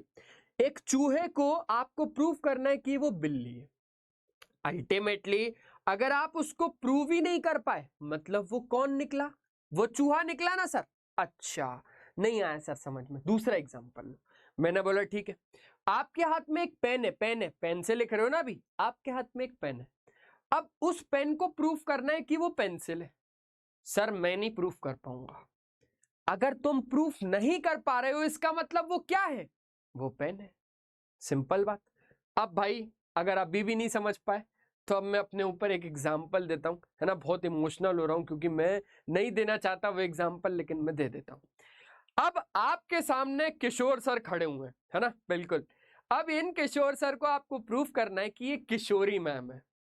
अब अगर आप अल्टीमेटली मुझे किशोरी मैम प्रूव नहीं कर पाए, इसका क्या मतलब होगा? कि मैं आपका किशोर सर हूं, है ना। बोलू सर मैं तो प्रूफ कर दूंगा। ए भाई क्या बोल रहे हो नहीं प्रूफ कर पाएगा कोई भी। तो अगर आप किशोर सर को किशोरी मैम प्रूव नहीं कर पाए, इसका मतलब ये किशोर सर है। यही काम है कॉन्ट्राडिक्शन मेथड का। आपको प्रूफ करना है √3 एक इरैशनल नंबर है, तो हम इसको लेके चलेंगे कि ये एक रैशनल नंबर है। लेकिन अगर हम इसको रैशनल नंबर प्रूव ही नहीं कर पाए, इसका मतलब क्या है?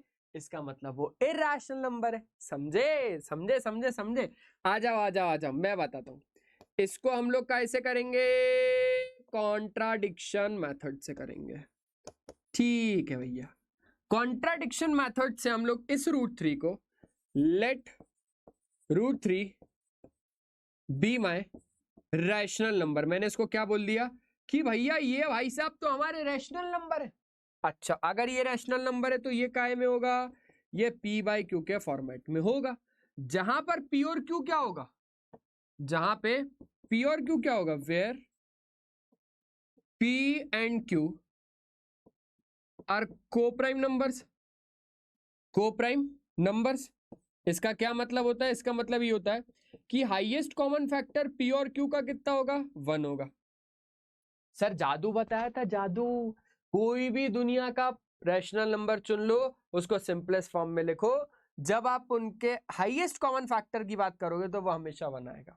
और ऐसे ही नंबर को तो कोप्राइम नंबर कहा जाता है कि उनका हाईएस्ट कॉमन फैक्टर 1 ही है, उसके अलावा उसका और कोई फैक्टर ही नहीं है। ठीक है सर। अब यहां पर ना q को लेफ्ट साइड में भेजो तो ये कितना हो जाएगा? √3q is equals to p। अब सिंपल सी बात है, आपको यहां पर स्क्वायरिंग करनी है दोनों साइड पे, लिखते चलना। On squaring both the sides, on squaring both the sides. जब आप दोनों साइड पे स्क्वायरिंग कर दोगे तो आपको कितना मिल जाएगा? √3q का whole square is equals to p square. Simple simple. तो ये हो जाएगा 3q square is equals to p square. इसका क्या मतलब हुआ? इसका मतलब एक ही चीज है, एक ही चीज, कि ये जो 3 है ये p स्क्वायर को डिवाइड कर रहा है। यहां से क्या समझ में आ रहा है?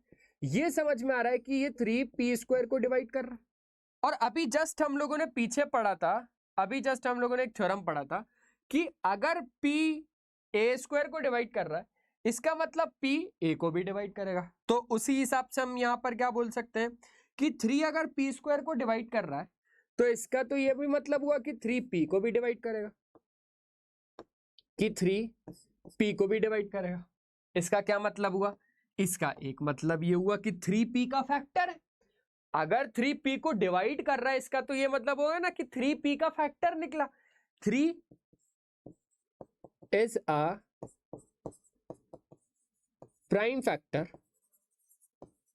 ऑफ p, है ना। 3p का फैक्टर निकल गया यार इधर।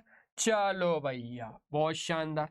अब ना हम कुछ यहां पर करते हैं, और क्या करना है वो ये करना है कि अब आपको लेना है टेक, है ना, टेक p बराबर 3 के, आपको क्या लेना है, p बराबर 3 के। सर कैसे पता चलेगा, देखो एक तरीका है, अगर मैं आपको बताऊंगा ना कि इवन नंबर ऑड नंबर वाला केस यहां पर लगता है तो आप कंफ्यूज हो जाओगे, इसलिए एक छोटी सी बात आपको बताता हूं। अब आपको p की जगह पे जितना रूट के अंदर हो ना उतना ले लेना और कोई भी एक कांस्टेंट लेना k, यहां पर लिख देना जहां पर k कोई भी एक नंबर है, k is any number, k कोई भी एक नंबर है आपके पास। अब p बराबर 3k को आपको फर्स्ट इक्वेशन में डालना है और फर्स्ट इक्वेशन ये रही आपके पास, ठीक है, इसको कहां पर डालना है, इक्वेशन नंबर फर्स्ट में डालना है।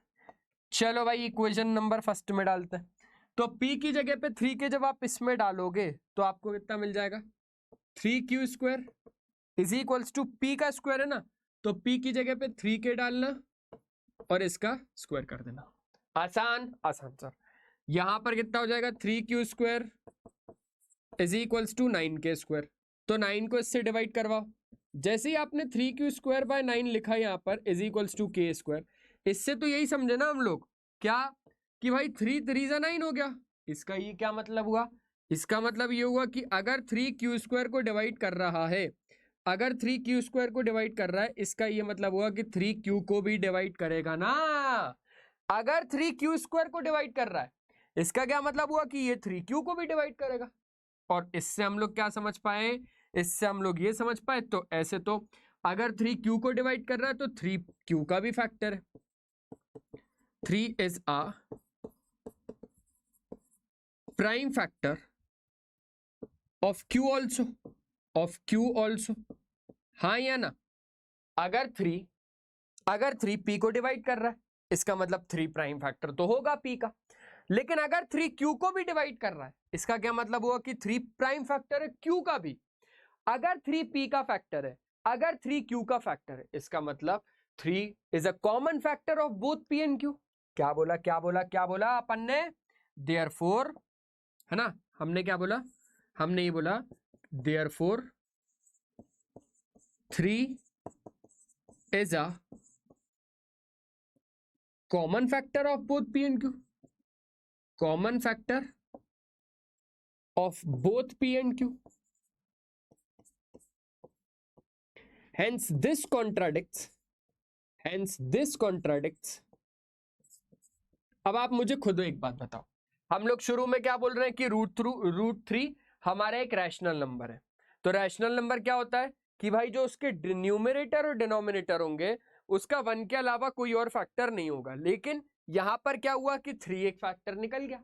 अगर 3 फैक्टर निकल गया, इसका तो ये मतलब हुआ कि ये पक्की बात है ये रैशनल नंबर तो नहीं है। अगर ये रैशनल नंबर नहीं है तो पक्की बात है कि वो इरैशनल नंबर है, सिंपल है भाई। Hence this contradicts the fact that root 3 is an irrational number, है ना, रूट 3 क्या है, रूट 3 एक इरैशनल नंबर है। अगर मैं आपको बोलूं कि ऐसे ही आप रूट 2 को प्रूफ करो, रूट 5 को प्रूफ करो, रूट 7 को प्रूफ करो, तो क्या आप प्रूव नहीं कर पाओगे मेरे लिए, सर कर देंगे आपके लिए, तो जाना हाजिर है, बस जाननी चाहिए मुझे ये क्वेश्चन का आंसर चाहिए, ठीक है। ये 3 क्वेश्चन बिल्कुल इसी तरीके से आपको फॉलो करना है और इसी तरीके से फॉलो करके आप क्वेश्चंस को सॉल्व कर लोगे, ठीक है। अगर एक बार स्क्रीनशॉट लेना है तो आप लोग एक बार स्क्रीनशॉट भी ले सकते हो अच्छे तरीके से। फिर बस हम लोग शुरू करेंगे भाई जल्दी से अगला क्वेश्चन, आ जाओ। अब अगला क्वेश्चन कुछ इस तरीके से आ सकता है। अब ये कैसा क्वेश्चन आ गया सर, मैंने बोला भाई ऐसे ही क्वेश्चन आएंगे, ऐसे ही क्वेश्चन आएंगे, ठीक है करते हैं। देखो ये क्वेश्चन ना इस क्वेश्चन से थोड़ा आसान है, ये क्वेश्चन मतलब ये वाला कहोगे भाई ये वाला इस वाले से थोड़ा आसान है, और अब सारे ही आसान है देखा जाए तो। हमें फिर से कॉन्ट्राडिक्शन मेथड से इसको सॉल्व करना होगा, कॉन्ट्राडिक्शन मेथड से हम इसको अभी भी सॉल्व करेंगे, ठीक है। कॉन्ट्राडिक्शन मेथड क्या होता है कि हम क्या बोलेंगे, हम ये बोलेंगे let root 5 minus 3 be my rational number, और अगर वो रैशनल नंबर है, अगर वो रैशनल नंबर है तो वो पी बाई क्यू के फॉर्मेट में तो होगा ही होगा। ठीक है, वो पी बाई क्यू के फॉर्मेट में तो होगा ही होगा।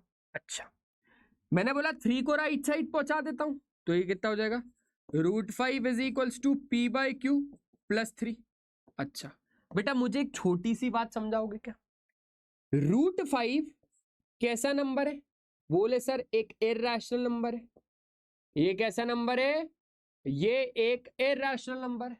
अच्छा, पी बाई क्यू प्लस 3 कैसा है? अरे खुद सोचो, एक रैशनल नंबर में एक रैशनल नंबर ही जुड़ रहा है, एक रैशनल नंबर में एक रैशनल नंबर ही जुड़ रहा है, तो दोनों जब जुड़ेंगे तो क्या रिजल्ट आएगा? एक रैशनल नंबर में जब एक रैशनल नंबर जुड़ता है तो आपको क्या मिलता है?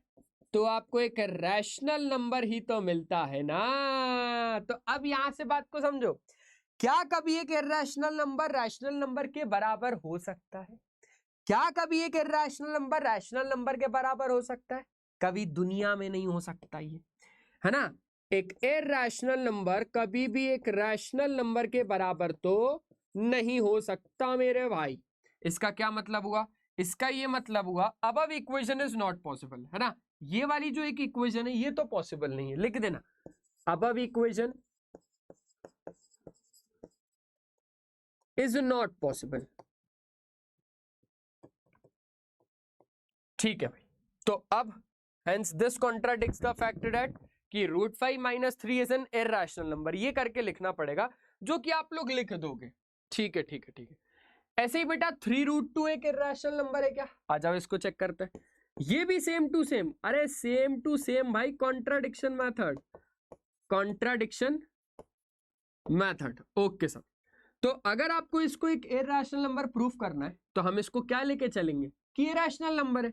तो फिर से लिखना, let 3√2 be my rational number. और अगर ये रैशनल नंबर है तो ये पी बाई क्यू के फॉर्मेट में तो होगा ही होगा ना भाई, जहां पर लिख देना P and Q are coprime numbers, P and Q are coprime number. इसका मतलब highest common factor of P और Q is equals to 1। Simple है, सिंपल है। अब मैंने एक बात बोली शांति से, वो ये बोली कि √2 को यहीं रखते हैं, 3 को इधर लेके जाते हैं, √2 को यहीं रखते हैं और ये हो जाएगा 3 को इधर लेके गए तो p/3q। भाई एक छोटी सी बात समझो, ये √2 है, हाँ सर ये √2 है, इसको कुछ मैं ऐसे लिख सकता हूं 1/3 इंटू p/q। अरे खुद समझो, एक रैशनल नंबर दूसरा रैशनल नंबर दोनों का प्रोडक्ट है ना, एक रैशनल नंबर दूसरा रैशनल नंबर दोनों का प्रोडक्ट है ना, तो क्या मिलता है भाई? यहां पर ये एक इरैशनल नंबर है, ये तो बात पक्की है, लेकिन एक रैशनल नंबर का अगर एक रैशनल नंबर के साथ प्रोडक्ट हो, एक रैशनल नंबर का एक रैशनल नंबर के साथ प्रोडक्ट होगा तो यहां पर आपको रैशनल नंबर ही मिलेगा। अब खुद सोच के देखो, क्या कभी एक इरैशनल नंबर रैशनल नंबर के बराबर हुआ है? कभी नहीं हुआ सर, कभी नहीं हुआ कि एक इरैशनल नंबर एक रैशनल नंबर के बराबर हो, कभी नहीं होगा। तो यहां पर लिख देना above equation is not possible. फिर से ठीक है, फिर से लिख देना, hence this contradicts, hence this contradicts the fact that 3√2 is an irrational number। Simple सी बात है, आसान बात है, हो जाएगा एग्जांपल नंबर 7 भी। ओके सर, √2 + √5 एक इरैशनल नंबर है। हाँ, ये वाला क्वेश्चन भी बहुत ही ज्यादा आसान है, आ जाओ इसको भी देख लेते हैं। ठीक है, इसको भी हम लोग कैसे करेंगे? वही वही वही वही वही, वेरी नाइस भाई, कॉन्ट्राडिक्शन मेथड से ही करेंगे। अब यहां पर अगर आप लोग देखोगे तो यहां पर आपको क्या समझ में आएगा? ये समझ में आएगा कि फिर से हम लोगों को इसको क्या लेना पड़ेगा, ये एक रैशनल नंबर है जो कि p/q के फॉर्मेट में हो जाएगा। मैंने बोला स्क्वायरिंग कर दो यहीं पे, यहीं पे ही क्या कर दो, स्क्वायरिंग कर दो दोनों साइड। अगर आप स्क्वायरिंग इस साइड और इस साइड दोनों साइड करोगे तो दोनों साइड कोई फर्क नहीं पड़ेगा, on squaring both the sides. तो हमें क्या मिलेगा देखते हैं। जैसे ही हमने दोनों साइड पे स्क्वायरिंग करी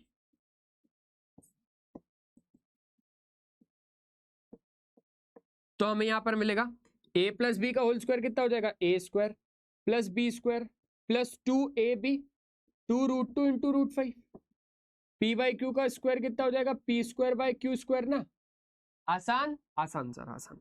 ये हो जाएगा 7, ये कितना हो जाएगा 7 plus 2√10 is equals to p square by Q square. ठीक है, अब जरा इसको यहां पर सॉल्व करते हैं।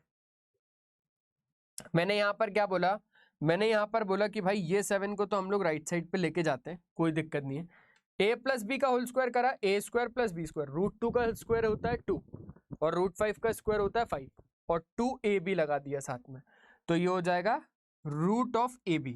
तो √10 हो गया। ये 7 को जब मैं राइट साइड लेके आऊंगा तो ये हो जाएगा 2√10 is equals to p square by q square -7। Okay, -7 हो गया ये। तो ये हो गया 2√10 is equals to p square -7 q square by q square. Okay, ये जब 2 राइट साइड गया तो ये हो जाएगा √10 is equals to p square -7 q square upon 2 q square. अब सबको पता ही चल गया है ये बात कि ये भाई साहब कैसे बोले, सर बढ़िया एक नंबर। मैंने बोला नहीं नहीं नहीं नहीं नहीं, ये इरैशनल है या रैशनल है, बोले इरैशनल है। और ये क्या है, बोले सर ये एक रैशनल है। तो अब आप खुद समझदार हो कि कभी भी एक इरैशनल नंबर एक रैशनल नंबर के बराबर तो नहीं हुआ, और hence this contradicts the fact that कि √2 plus √5 is an irrational number. तो लगभग लगभग हम लोगों ने सारे के सारे एग्जांपल्स प्रूफ कर दिया। आ जाओ एक्सरसाइज 1.2 की एक बार बात कर लेते हैं। √5 को इरैशनल प्रूफ करना रहेगा, कर दोगे, कर देंगे सर, कर देंगे। इसको करना रहेगा है ना, इसको करना रहेगा मेरे ख्याल से ना, यहाँ पर ये 5 एक एक्स्ट्रा आ गया होगा, या एक बार क्वेश्चन चेक कर लेना, आप लोग कर लोगे वैसे। ठीक है, ठीक है सर। ये भाई 1/√2 को करना है, कर देंगे सर, कर देंगे। और 7√5 को करना है, कर देंगे सर। यहां पर 6 प्लस √2 को करना है, कर देंगे। बस स्लाइड्स खत्म हो गई। इसका मतलब ये लेक्चर सिर्फ और सिर्फ यहीं तक था। तो आई होप आपको सारी चीजें बढ़िया और मस्त तरीके से समझ में आई होंगी।